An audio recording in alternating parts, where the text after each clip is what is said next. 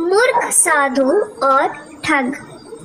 एक बार की बात है, किसी गांव के मंदिर में देव शर्मा नाम का एक प्रसिद्ध साधु रहता था।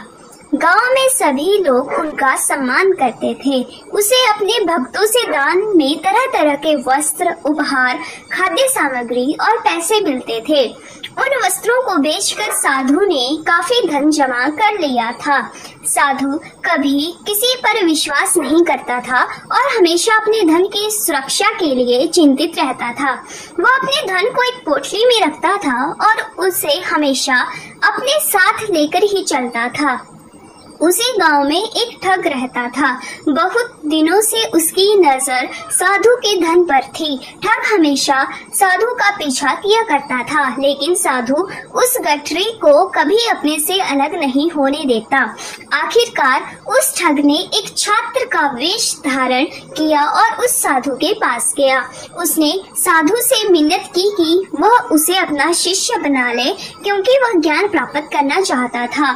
साधु तैयार हो गया और इस तरह से वह ठग साधु के साथ ही मंदिर में रहने लगा। ठग मंदिर की साफ सफाई से लेकर अन्य सभी कार्य भी करता था और ठग ने साधु की खूब सेवा की और जल्द ही उसका विश्वास प्राप्त कर लिया।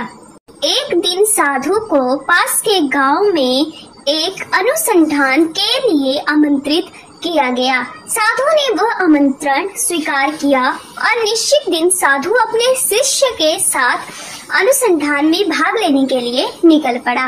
रास्ते में एक नदी पड़ी और साधु ने स्नान करने की इच्छा व्यक्त की। उसने पैसों की गठरी को एक कंबल के भीतर रखा और उसे नदी के किनारे रख दिया। उसने ठग से सामान की रखवाली करने को कहा और खुद नहाने चला गया। ठग को तो कब से इसी पल का इंतजार था। जैसे ही साधु नदी में डुबकी लगाने गया, वह रुपयों की गठरी लेकर चंपत हो गया।